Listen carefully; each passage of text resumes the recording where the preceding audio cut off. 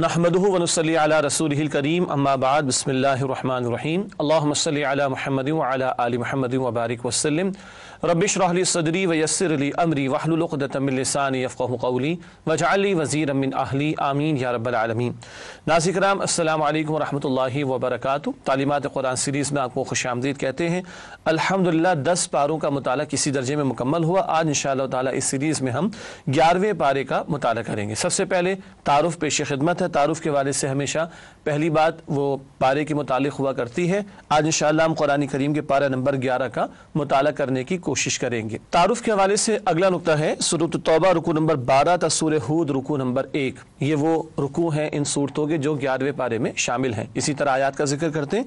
सूरत तौबा आयत नंबर 94 तक सूरह हूद आयत नंबर 5। ये आयत है सूरह तौबा, सूरह यूनुस और सूरह हूद की 5 आयत की जो 11वें पारे में शामिल हैं। इसके बाद हमेशा की तरह मकासिद मुताला पेश खिदमत है, लर्निंग आउटकम जिसे हम कहते हैं। क्या बातें हम समझेंगे? पहली बात, पारा नंबर 11 की आयत के मज़ामीन का जायजा, जिससे पूरा एक ओवरव्यू रुकू और आयत के तहत हमारे सामने आता है पारे के मज़ामीन के ज़िमन में। फिर मुंतखब आयत का मुताला आज भी आपके सामने रखेंगे और ज़ेर मुताला आयत में बयान शुदा अहम अवामिर व नवाही का तस्करा होगा। डूज एंड डोंट्स का तस्करा हमेशा की तरह आपके सामने रखेंगे। नाज़रीन किराम बात को आगे बढ़ाते हैं। सबसे पहले सूरह तौबा के मज़ामीन का एक ओवरव्यू या जायज़ा आपके सामने रखते हैं, फिर आयत ब आयत आपके सामने तज़किया रखेंगे। सूरह तौबा की पहली 6 आयत जो कि पहला रुकू है, सन 9 हिजरी में मुशरिकीन अरब के लिए फैसला कुन ऐलान, 4 महीने की मोहलत इनको दी गई वरना गर्दनें उड़ा दी जाएंगी। बड़ी 2 टोक सज़ा का जिक्र आया था। फिर आयत 7 तक 24, सन 8 हिजरी में मक्का वालों के खिलाफ इक़दाम के लिए मुसलमानों की जहन साजी। ये 2 रुकू हैं, रुकू नंबर 2 और 3 जो फतह मक्का से पहले नाजिल हुए और सहाबे किराम को इक़दाम के लिए, मक्के वालों के खिलाफ इक़दाम के लिए तैयार कराया गया। फिर आयत 25 से 37, सन 9 हिजरी में मुशरिकीन अरब और अहले किताब के लिए रुस्वा कुन अहकामात, जो पहले रुकू के मज़ामीन थे वो 4थे और 5वें रुकू में भी हैं। आयत 25 से 37 सूरह तौबा, मुशरिकीन के लिए हतमी 2 टोक सज़ा का ऐलान भी है और अहले किताब खुसूसन नसारा, जिन उनमें से जो लोग जजिया पेश ना करें, अहले किताब में यहूदी बहरहाल शामिल, जो लोग जजिया पेश ना करें उनके खिलाफ भी जंग करने की तलकीन की गई।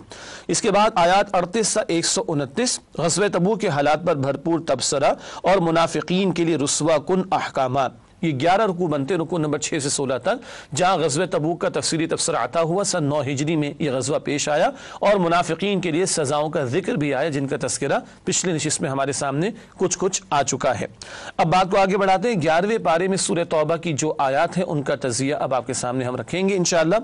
तज़किया हम शुरू करेंगे सूरह तौबा की आयत नंबर 100 से 11वें पारे की आयत की हम बात कर रहे हैं। आयत नंबर 100 सूरह तौबा, सहाबे किराम की पैरवी अल्लाह की रज़ा और जन्नत के हुसूल का ज़रिया है।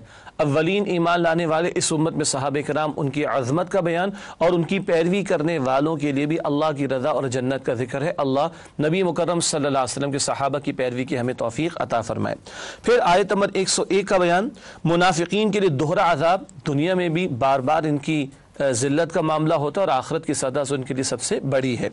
फिर आयत 102 तक 106, ग़ज़वे तबूक में अदम शिरकत पर इजहार निदामत करने वाले 2 गिरोह। इनमें से एक गिरोह तो वो सहाबा थे जो 6 सहाबा थे, अबू लुबाबा रज़ी अल्लाह ताला अन्हु और उनके साथी, जो न जा सके, उससे कोताही हो गई और उन्होंने अपने आप को मस्जिद नबवी के सुतूनों से बांध लिया। बाद में इनके सदक़ात कबूल करने का ऐलान हुआ और इनकी माफ़ी का ऐलान हुआ। और एक जिक्र आता है 3 सहाबे कराम का, हज़रत काब बिन मालिक का मशहूर वाक़या है और उनकी मशहूर रिवायत भी है बुखारी शरीफ और अहादीस की दीगर किताबों में। इनसे भी ख़ता हुई और बाद में जाकर इनका एक सोशल बाइकआउट भी हुआ, तफसील तफासिर में मुलाज़ा की जा सकती है। फिर इनकी भी तौबा का अल्लाह सुब्हानहू व तआला ने कबूलियत का ऐलान फरमाया। फिर आयत 107 तक 108, मस्जिद क़ुबा की अज़मत और नाम निहाद मस्जिद ज़िरार की मुज़म्मत।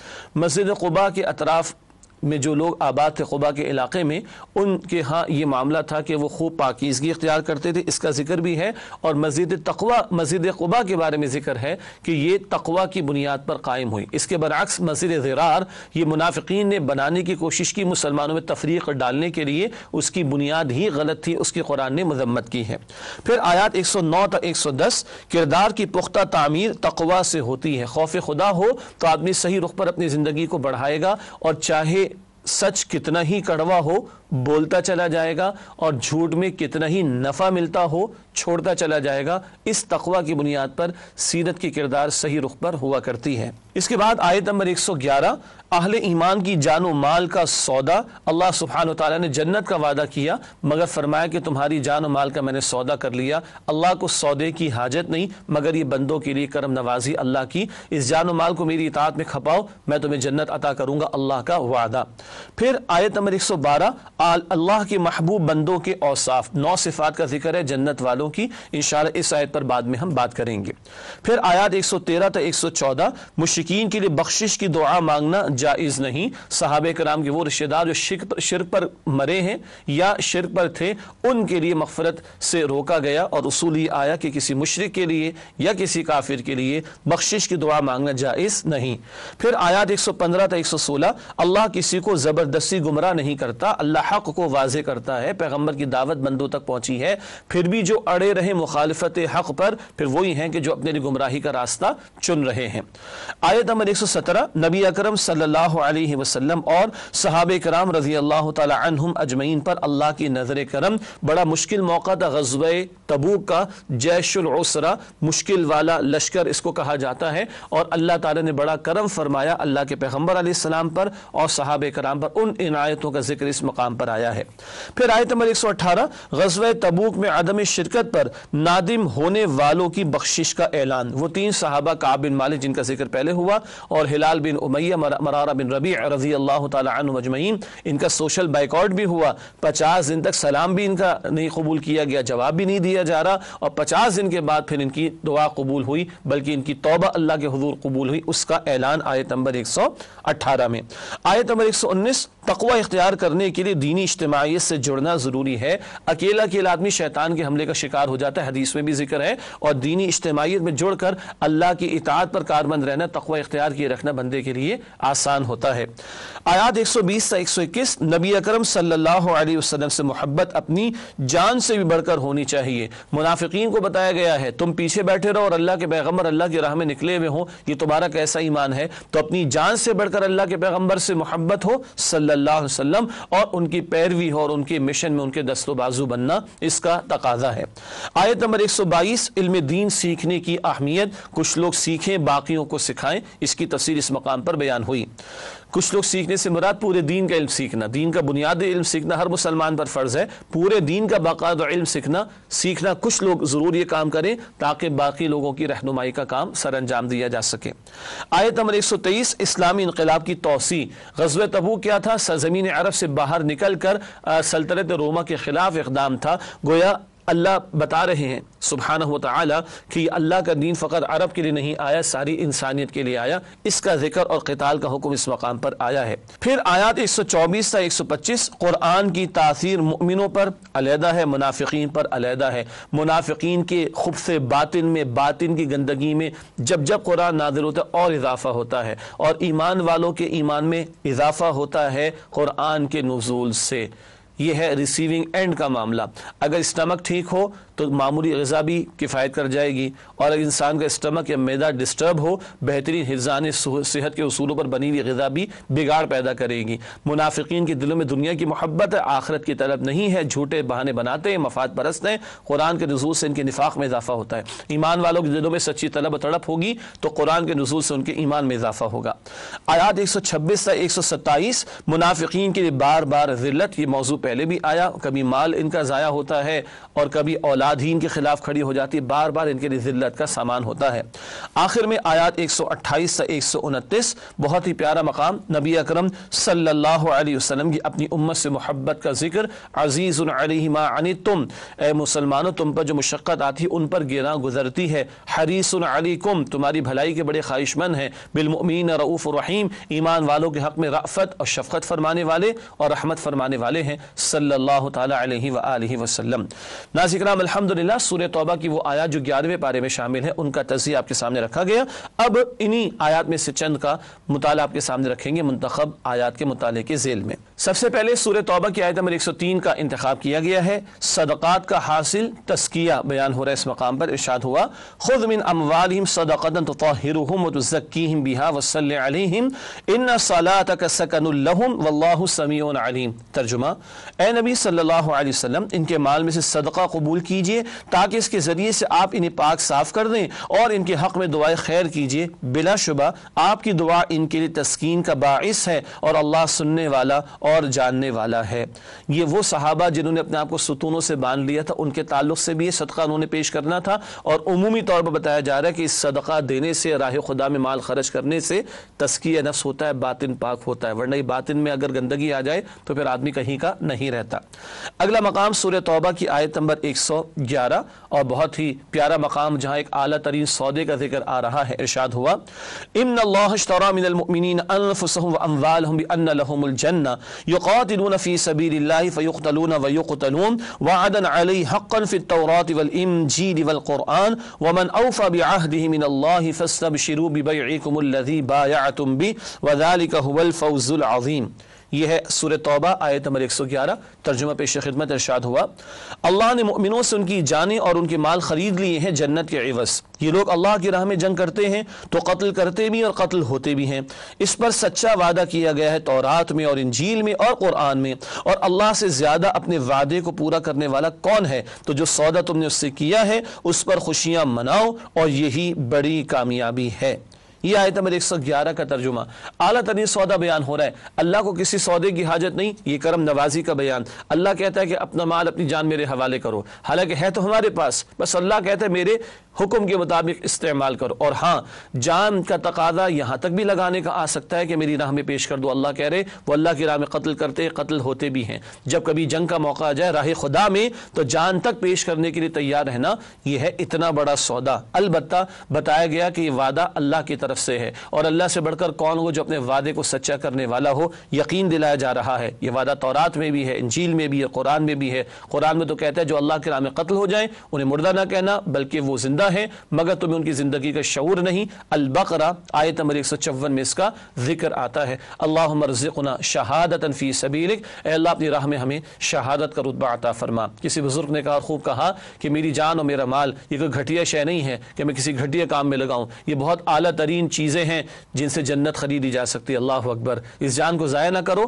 اس مال کو ضائع نہ کرو، اللہ کی بندگی اور اللہ کے دین کی سربلندی کے لیے لگاؤ، تو یہ جان اور مال اتنے قیمتی کہ ان سے جنت لی جا سکتی ہے۔ اگلی آیت اسی کے تسلسل میں ہے، سورہ توبہ کی آیت نمبر 112، اہل جنت کی 9 صفات۔ جنت چاہیے ہے تو صفات بھی تو اختیار کرنا ہوں گی۔ جنت والے کیسے ہوتے ہیں، ان کی صفات کیسی ہوتی ہیں، ذکر ہو رہا ہے اس مقام پر۔ ارشاد ہوا التائبون العابدون الحامدون السائحون الراکعون الساجدون الآمرون بالمعروف والناہون عن المنکر والحافظون لحدود اللہ وبشر المؤمنین۔ ترجمہ، توبہ کرنے والے، عبادت کرنے والے، حمد کرنے والے، روزہ رکھنے والے، رکوع کرنے والے، سجدہ کرنے والے، نیک کاموں کا حکم دینے والے، برے کاموں سے روکنے والے، اللہ کی حدود کی حفاظت کرنے والے، یہی مومن لوگ ہیں۔ اور اے نبی صلی اللہ علیہ وسلم مومنوں کو خوشخبری سنا دیجئے۔ اللہ تعالی ہمیں ان میں شامل فرمائے۔ 9 صفات بیان ہوئیں۔ انفرادی سطح پر 6 صفات کا ذکر ہے، توبہ کرنا، عبادت کرنا، شکر کرنا، روزہ رکھنا، رکوع و سجدہ کرنا، مراد نماز۔ ایک بندہ مومن پہلے مضبوط ہو۔ پھر اگلی 2 صفات امت والا کام، نیکی کا حکم دینا اور بدی سے روکنا۔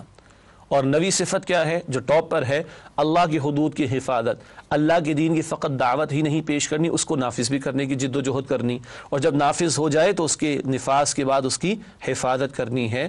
یہ ہے جنت اگر چاہیے تو انفرادی سطح پر بھی اللہ کی بندگی کی دعوت بھی، اور اللہ کی بندگی پر مبنی نظام کو قائم کرنے کی جد و جہد بھی، ان کے لیے جنت کی بشارت ہے۔ اللہ ہمیں صفات اختیار کرنے کی توفیق دے، اور اللہ ہم سب کو جنت الفردوس میں جگہ عطا فرمائے۔ اگلی آیت ہے سورہ توبہ کی آیت نمبر 118، پناہ اللہ ہی کے حضور ملے گی۔ 3 صحابہ کا ذکر ہوا تھا۔ کعب بن مالک رضی اللہ تعالیٰ عنہ کا بار بار نام اس لیے لیا جاتا ہے کہ ان کی روایت بہت مشہور اس واقعے کے تعلق سے، یہاں انہی کی توبہ کا اعلان، مگر ایک خوبصورت نقطہ ہے توبہ کے ضمن میں عرض کروں گا انشاءاللہ۔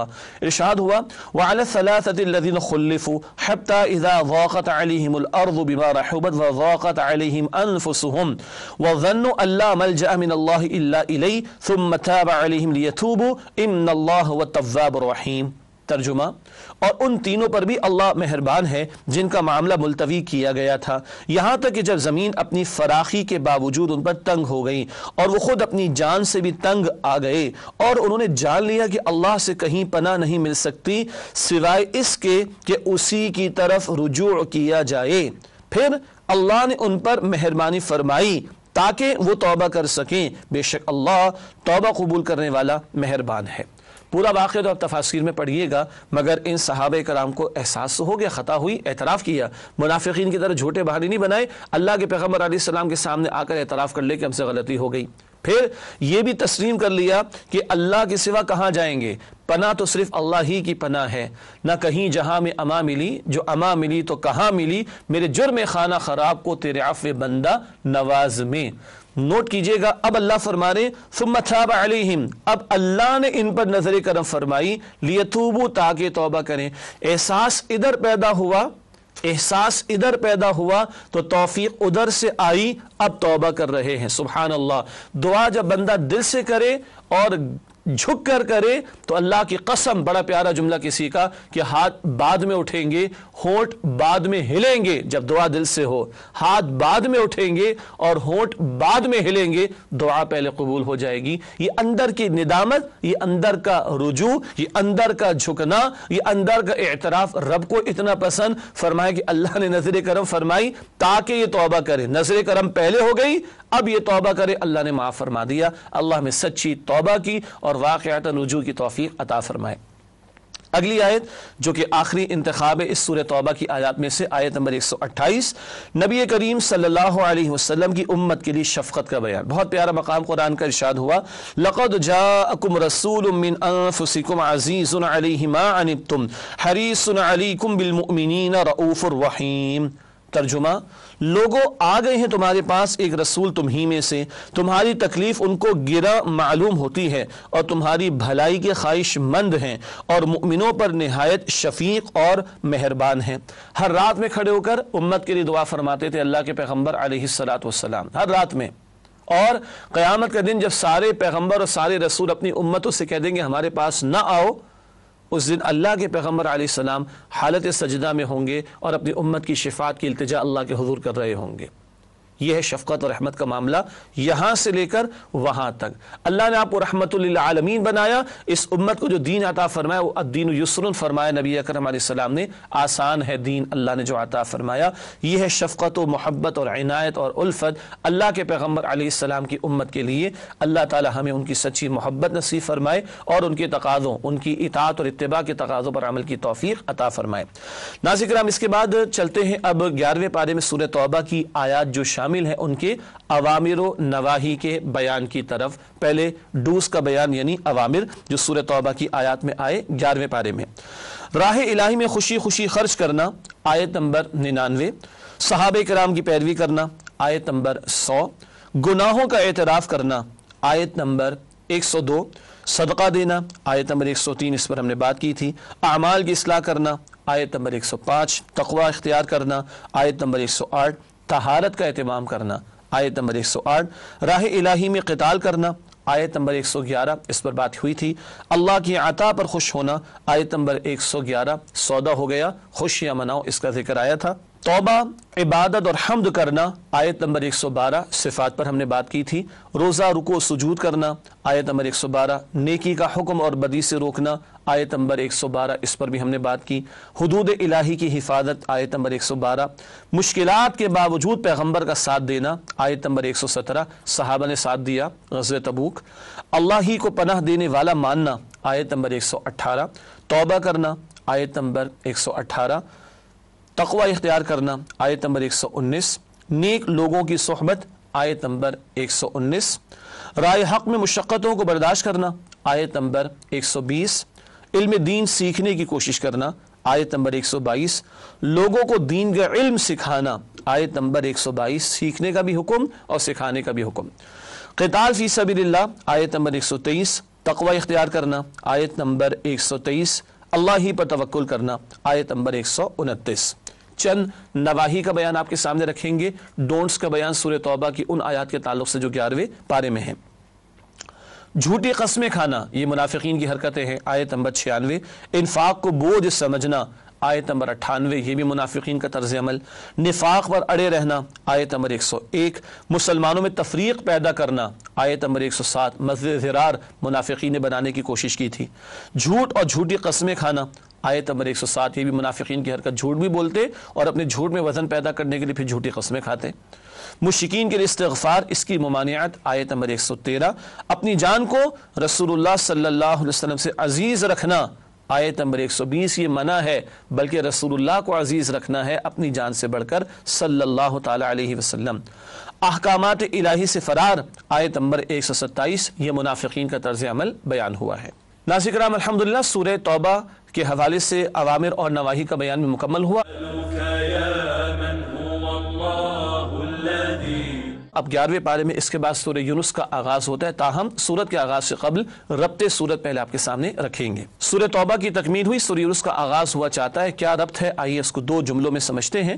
سورۃ التوبہ میں قتال فی سبیل اللہ کا ذکر تھا، مشرکین عرب کے خلاف اقدامات اور غزوہ تبوک کا بیان آیا تھا، یہ سب کچھ قتال کے ضمن میں تھا سورہ توبہ میں۔ سورہ یونس میں بتایا گیا ہے کہ قتال فی سبیل اللہ سے پہلے اتمام حجت یعنی محکم دلائل کے ساتھ دعوت توحید پیش کرنا ضروری ہے۔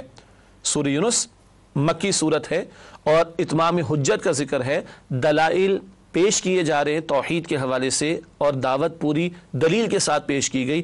اتمام حجت پہلے ہے، پھر قتال کا مرحلہ۔ سورہ توبہ مدنی صورت، وہ بعد میں معاملہ ہے۔ سورہ یونس پہلے ہے کیونکہ وہ مکی صورت ہے۔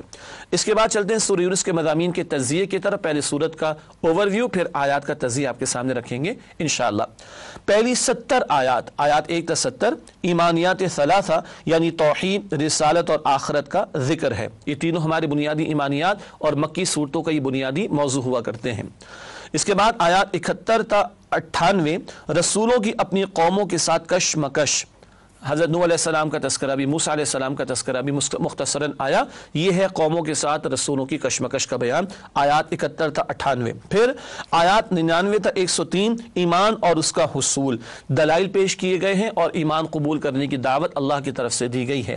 اور آخر میں آیات 104 تا 109، اللہ کی طرف سے دو ٹوک اعلانات کہ جو حق قبول کرتا ہے اپنے بھلے کے لیے قبول کرتا ہے، اور جو گمراہی کا فیصلہ کر چکا اس کا نقصان بھی اسی پر ہوگا۔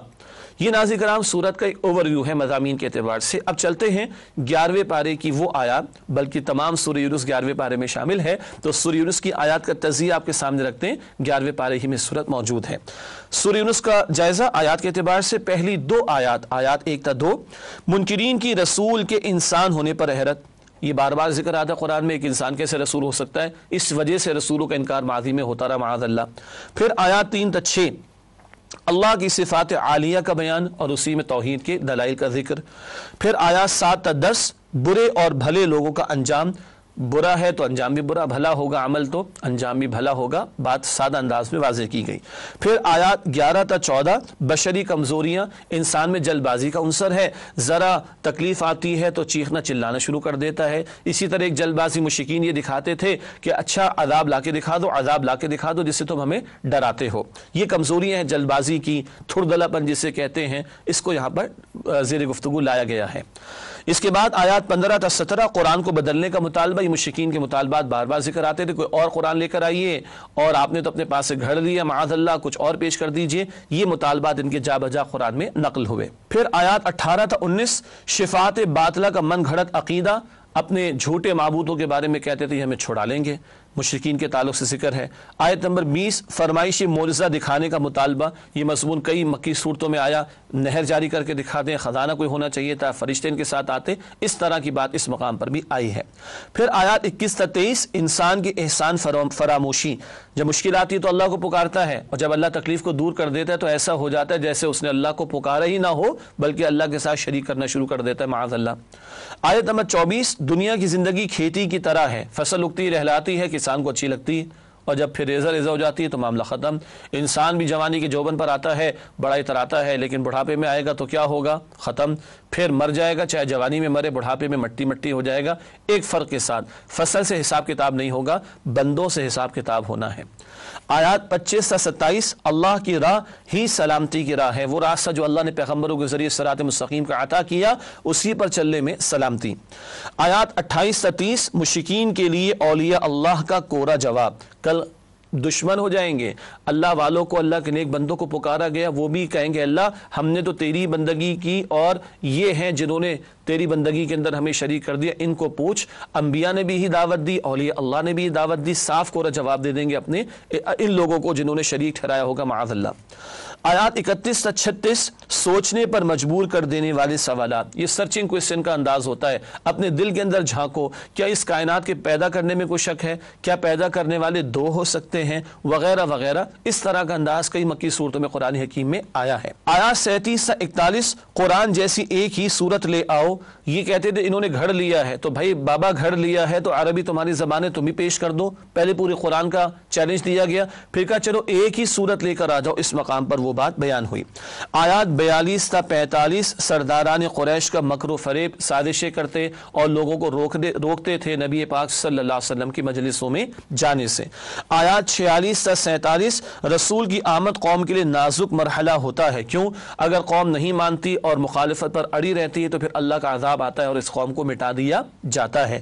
آیات 48 تا 52 نبی کریم صلی اللہ علیہ وسلم کا اظہار عاجزی، میں تو اللہ کا بندہ ہوں اور اللہ کی وحی کا پابند ہوں، تم مجھ سے مطالبات کرتے ہو کہ یہ کر کے دکھا دیں، وہ کر کے دکھا دیں، یہ میرے بس میں نہیں، میں خود اللہ کے حکم کا پابند۔ آیات 53 تا 55 رب کی قسم قیامت آ کر رہے گی، قیامت کے آنے میں کوئی شک نہیں۔ آیات 56 تا 58 انسانوں کے لیے سب سے بڑی نعمت قرآن حکیم ہے، ان آیات پر ہم آگے چل کر بات بھی کریں گے انشاءاللہ۔ آیات 59 تا 60 حلال و حرام کرنے کا اختیار اللہ ہی کا ہے، مشرکین نے جو من چاہے فیصلہ شروع کر دیے، اس پر نکیر کی جا رہی، مذمت کی جا رہی۔ آیت نمبر 61 تلاوت قرآن اللہ کا محبوب عمل، یہاں اس آیت میں تمام اعمال کا ذکر ہے کہ اللہ جانتے ہیں، لیکن تلاوت کا ذکر علیحدہ سے کیا گیا ہے جس سے اس کی عظمت کو واضح کیا گیا۔ آیات 62 تا 65 اللہ کے دوست کون ہیں، بات کریں گے آگے چل کے، اولیاء اللہ کون، جو ایمان لائے اور جنہوں نے تقوی کی روش اختیار کی۔ آیات 66 تا 67 شرک کی بنیاد یقین نہیں گمان ہے، اور مشرکین کے بعد شرک کے لیے کوئی دلیل نہیں ہے۔ آیات 68 تا 70 اللہ کو اولاد کی کوئی ضرورت نہیں، یہ تو مخلوق کا مسئلہ ہے، خالق کو اولاد کی کوئی حاجت نہیں۔ آیات 71 تا 73 حضرت نوح علیہ السلام کا پرسوز واس، قوم سے خطاب ہو رہا ہے۔ آیت نمبر 74 اللہ سرکشوں کے دلوں پر مہر لگا دیتا ہے، جانتے بوجھتے حق جنہوں نے رد کیا ان سے قبول حق کی صلاحیت واپس لے لی جاتی ہے۔ آیات 75 تا 82 حضرت موسیٰ علیہ السلام اور آل فرعون کی کشمکش، یہ ذکر سورہ اعراف میں بھی ہے، سورہ ہود میں بھی ہے، اس مقام پر بھی مختصراً آیا ہے۔ آیات 83 تا 86 حق قبول کرنے میں سبقت نوجوان کرتے ہیں، اول موسیٰ علیہ السلام کی تحریک میں ساتھ دینے والے چند نوجوان تھے، اس سے نوجوانوں کی جوانی کہاں لگنی چاہیے، اس بات کی طرف بھی اشارہ ہوتا ہے، اور یہ تحریک تھی فرعون کے خلاف۔ آیت نمبر 87 حضرت موسیٰ علیہ السلام کا قبلہ بھی خانہ کعبہ تھا، یہ بات یہاں پر بالکل واضح ہے۔ پھر آیات 88 تا 89 حضرت موسیٰ علیہ السلام کی آل فرعون کے خلاف بد دعا کہ اللہ اب ان کو ہلاک ہی کر ڈال۔ آیات 90 تا 92 فرعون کا عبرتناک انجام، غرق کر دیا گیا، غرق ہوتے ہوئے ایمان لا رہے ہیں، بتایا گیا اس وقت ایمان لانا قبول نہیں، اور تیری لاش کو محفوظ کیا جائے گا، آج تک محفوظ ہے، بعد والوں کے لیے عبرت کے طور پر۔ آیت نمبر 93 بنی اسرائیل کی ناشکری، پیغمبر کی بات نہیں مانی، اور اللہ تعالیٰ کے انعامات اتنے سارے ہوئے مگر احسان فراموشی کے روش پر اڑے رہے۔ آیات 94 تا 97 بنی اسرائیل کی راہ پر مت چلو کہ جنہوں نے اپنے پیغمبر موسیٰ علیہ السلام کا ساتھ نہیں دیا، یہ سمجھایا جا رہا ہے۔ آیت نمبر 98 توبہ سے عذاب ٹل جاتا ہے، قوم یونس کی مثال، واحد مثال پوری تاریخ میں اجتماعی طور پر اس قوم پر عذاب کے بادل آ گئے، قوم کو ڈر ہوا اور پوری قوم نے اجتماعی توبہ کر لی، اللہ نے ان کو معاف فرما دیا۔ آج ہم بھی چاہیں تو اجتماعی توبہ کر لیں، اللہ تعالیٰ آج بھی معاف فرمانے پر قادر ہے۔ آیات 99 تا 100، ایمان اللہ کی توفیق سے ملتا ہے، ارادہ بندے کا ہوگا مگر توفیق اللہ ہی کی ہوگی۔ آیات 101 تا 103، اللہ کی آیات پر غور و فکر سے ایمان حاصل ہوتا ہے۔ آیات اس کائنات میں بھی نشانیاں، آیات نشانی ہمارے وجود میں بھی، اور آیات قرآن کی بھی ہیں۔ آیات 104 تا 106، حق اور باطل میں سمجھوتا نہیں ہو سکتا، حق و باطل کو گڈمٹ نہ کیا کرو، یہ سورہ البقرہ میں بھی آتا ہے، اس مقام پر بھی آیا۔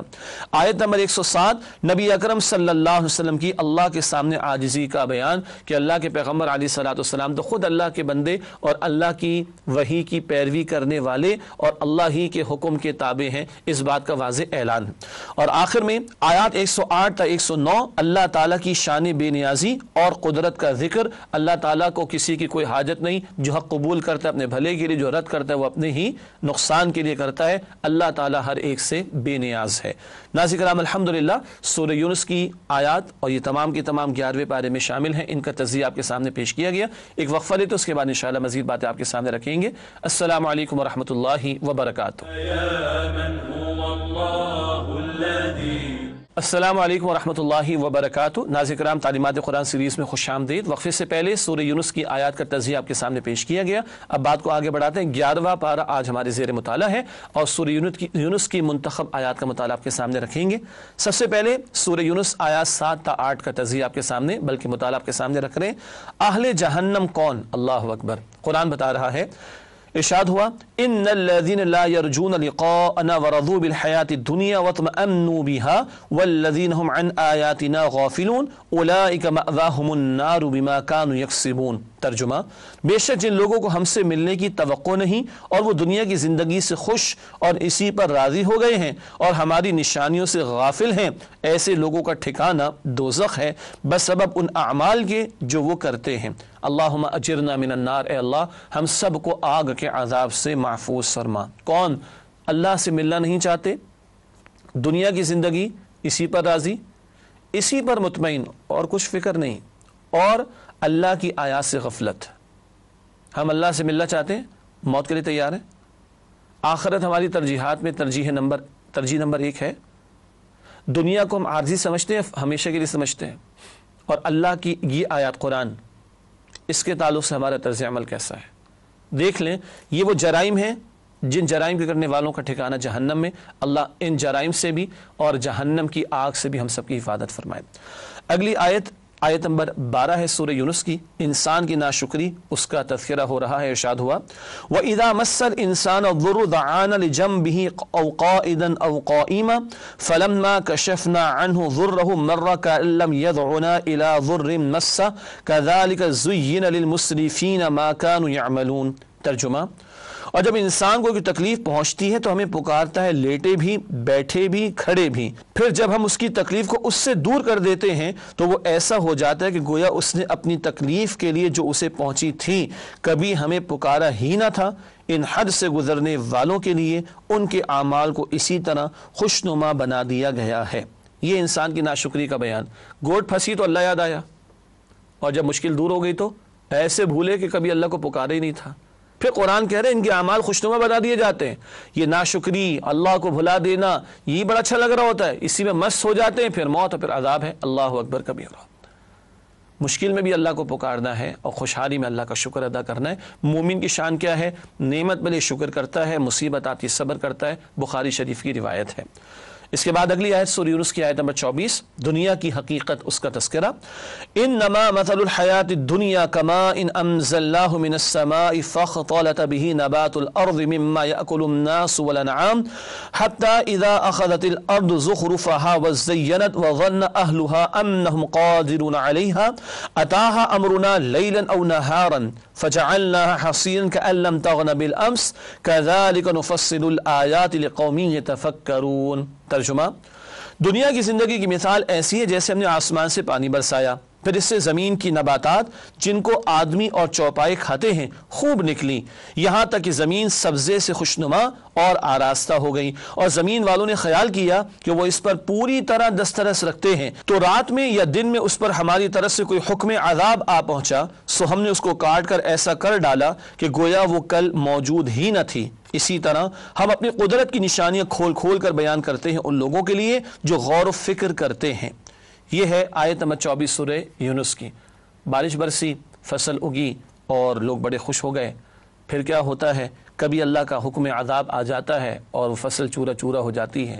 انسان بھی سمجھتا ہے جوانی کے جوبن پر ہم سے بڑھ کر کون، اور گئے وقتوں کے ڈائلاگ ہے نا، ہم سے زمانہ زمانے سے ہم نہیں، پہاڑوں سے ٹکرانے کا حوصلہ، کسی کو خاطر میں نہ لانا، جوتے کی نوک پر دوسروں کو رکھنا۔ پھر اللہ کبھی دنیا میں دکھاتا ہے، اسی جوانی کے عالم میں کبھی ایسی بیماری آ جائے، بڑھاپے میں 2 آدمیوں کے سہارے بغیر چل نہیں سکتا۔ لیکن فرق کیا ہے؟ فصل چورا چورا ہو گئی، ختم، تم تو ختم نہیں ہو جاؤ گے۔ صدیق فرماتے، صدیق اکبر رضی اللہ عنہ، کاش میں ایک تنکا ہوتا جل کر ختم ہو جاتا، اس سے حساب کتاب نہیں، مگر ابو بکر صدیق سے تو خطاب ہوگا حساب ہوگا رضی اللہ تعالی عنہ، جنہیں جنت کی بشارت ملی، وہ کل کے بارے میں اتنے فکر مند۔ میں اور آپ کل کے بارے میں فکر مند ہیں کہ نہیں، یہ ہمیں سوچنا ہے۔ اگلی آیت جس کا انتخاب کیا گیا سورہ یونس کی آیت نمبر 31 ہے۔ اللہ کی قدرتوں کا بیان ارشاد ہو رہا ہے اس مقام پر، قُلْ مَنْ يَرْزُقُكُم مِّنَ السَّمَاءِ وَالْأَرْضِ أَمَّن يَمْلِكُ السَّمْعَ وَالْأَبْصَارَ وَمَنْ يُخْرِجُ الْحَيَّ مِنَ الْمَيِّتِ وَيُخْرِجُ الْمَيِّتَ مِنَ الْحَيِّ وَمَنْ يُدَبِّرُ الْأَمْرَ فَسَيَقُولُونَ اللَّهُ فَقُلْ أَفَلَا تَتَّقُونَ۔ ترجمہ، اے نبی صلی اللہ علیہ وسلم ان سے پوچھئے کہ وہ کون ہے جو تمہیں آسمان اور زمین سے رزق پہنچاتا ہے، یا وہ کون ہے جو تمہارے کانوں اور آنکھوں پر پورے اختیار رکھتا ہے، اور وہ کون ہے جو مردہ کو زندہ سے نکالتا ہے، اور وہ کون ہے جو تمام کاموں کی تدبیر کرتا ہے؟ وہ ضرور یہی کہیں گے کہ اللہ۔ تو اس سے کہیے کہ پھر تم اللہ سے ڈرتے کیوں نہیں؟ ان باتوں کو تو مشرکین بھی مانتے تھے مگر اللہ کے ساتھ شریک ٹھہراتے تھے۔ آج ان نعمتوں کو ہم بھی غور و فکر کرتے ہیں کہ نہیں کرتے؟ یہ آنکھ، کان، اسی طرح یہ زندگی موت کا نظام، یہ زمین و آسمان سے رزق عطا کیا جانا، یہ بے شمار نعمتیں دینے والا کون؟ اللہ۔ اللہ کو ماننا ہے اور اللہ کی بھی ماننی ہے۔ یہ اللہ کی عطا کردہ نعمتیں، ان سے استفادہ تو ہم کر رہے ہیں، شکر بھی ادا کرنا ہے، دل سے بھی، زبان سے بھی، اور اس پورے وجود کو اللہ کی اطاعت میں لگانا، یہ پورا عملی شکر ہے جس کا ہم سے تقاضا ہے۔ اس کے بعد اگلی 2 آیات سورہ یونس کی آیات 57 تا 58، عظمت و صفات قرآن کریم، بڑا ہی پیارا مقام قرآن کی عظمت پر ارشاد ہوا، یا ایھا الناس قد جاءتکم موعظۃ من ربکم وشفاء لما فی الصدور وہدی ورحمۃ للمؤمنین قل بفضل اللہ وبرحمتہ فبذلک فلیفرحوا ھو خیر مما یجمعون۔ ترجمہ، اے لوگو، تمہارے پاس تمہارے پروردگار کی طرف سے آ چکی ہے نصیحت یعنی قرآن، جو دلوں کی بیماریوں کی شفا اور مؤمنوں کے لیے ہدایت اور رحمت ہے۔ کہہ دیجئے کہ یہ کتاب اللہ کے فضل اور اس کی رحمت سے نازل ہوئی ہے، تو چاہیے کہ لوگ اس پر خوشیاں منائیں، یہ اس سے کہیں بہتر ہے جو وہ جمع کرتے ہیں۔ یہاں اللہ سبحانہ و تعالیٰ نے ناظرین کرام 4 صفات قرآن حکیم کے بیان فرمائیں۔ یہ اللہ کی طرف سے واعظ ہے، اللہ کی طرف سے، یہ سینوں کے امراض کی شفا بھی ہے، یہ ہدایت کا ذریعہ ہے، اور یہ رحمت کا باعث ہے۔ اللہ تعالیٰ اس قرآن سے ہمیں استفادے کی توفیق دے، نصیحت بھی حاصل کریں، دلوں کی بیماریوں کو بھی دور کریں۔ دل صاف ہوگا تو احکامات قبول تو کیے بیٹھے ہیں، یقین بھی ہوگا انشاءاللہ، اور جب عمل کریں گے تو یہ ہمارے لیے رحمت بنے گا۔ مزید فرمایا کہ یہ اللہ کے فضل سے ملا، اللہ کی رحمت سے ملا۔ یہ قرآن اللہ کی رحمت کا بہت بڑا مظہر، اس پر خوشیاں مناؤ۔ اگر اس میں سے کچھ ملا تو بہت کچھ مل گیا۔ ہوا خیر مما یجمعون، جو کچھ بھی لوگ جمع کر رہے ہیں سب سے بڑھ کر جو دولت جمع کیے جانے کے قابل و قرآن۔ بس چیک یہ کر لیں آپ کی میری زندگی میں قرآن کتنا شامل، روزانہ کی بنیاد پر ہم نے اپنی دنیاوی تعلیم کے لیے، اپنے بچوں کی دنیاوی تعلیم کے لیے کتنا پیسہ وقت لگایا، اور اس بہترین تعلیم کے لیے کتنا وقت لگایا اور لگا رہے ہیں۔ اگلی آیات کی طرف چلتے ہیں، آیات 62 تا 64 سورہ یونس۔ اولیاء اللہ، اللہ کے دوست، اللہ کے ولی کون؟ ارشاد ہوا، الا ان اولیاء اللہ لا خوف علیہم ولا هم يحزنون الذين آمنوا وكانوا يتقون لهم البشرى في الحياة الدنيا وفي الآخرة لا تبديل لكلمات الله وذلك هو الفوز العظیم۔ ترجمہ، آگاہ ہو جاؤ، اللہ کے دوستوں پر نہ کوئی خوف ہوتا ہے اور نہ وہ غمگین ہوتے ہیں۔ یہ وہ لوگ ہیں جو ایمان لائے اور پرہیزگار رہے، ان کے لیے دنیا کی زندگی میں بھی خوشخبری ہے اور آخرت میں بھی، اللہ کی باتوں میں کوئی تبدیلی نہیں ہوا کرتی، یہی بڑی کامیابی ہے۔ اللہ کے دوست کون ہیں؟ جو ایمان لائے اور جنہوں نے تقوی اختیار کی۔ تقوی کیا ہے؟ خوف خدا دل میں ہونا، اور نمبر 2 گناہوں سے اپنے آپ کو بچانا۔ یہ بہت بڑی عبادت ہے، گناہوں سے بچنے پر توجہ آج ہمارے کم ہے۔ ایک تو سابقہ یعنی ہمارے اسلاف گزرے، وہ تو بہت بڑی ہستیاں تھیں، مگر میں اور آپ بھی اللہ کے دوست بننا چاہیں تو یہ راستہ کھلا ہوا ہے، ایمان بھی ہو، دل والا ایمان بھی، اور تقوی کی روش بھی ہو، تو پھر اللہ ایسوں کو اپنا دوست قرار دیتا ہے جن کو کوئی خوف اور غم نہیں ہوتا۔ دنیا میں بھی بشارتیں ہیں اور آخرت میں بھی اللہ کی طرف سے بشارتیں۔ اللہ اپنے اولیاء میں ہمیں شامل فرمائے۔ ناظرین کرام، سب سے آخر میں فرمان نبوی صلی اللہ علیہ وآلہ وسلم پیش خدمت ہے۔ اللہ تعالیٰ اسی کتاب یعنی قرآن کی بدولت قوموں کو عروج عطا فرمائے گا، اور اسی کتاب کو چھوڑنے کے باعث قوموں کو ذلیل و رسوا کرے گا۔ صحیح مسلم کی روایت ہے۔ اللہ تعالیٰ ہمیں قرآن حکیم کو تھامنے کی توفیق عطا فرمائے، آمین یا رب العالمین۔ وآخر دعوانا ان الحمد للہ رب العالمین، والسلام علیکم ورحمۃ اللہ وبرکاتہ۔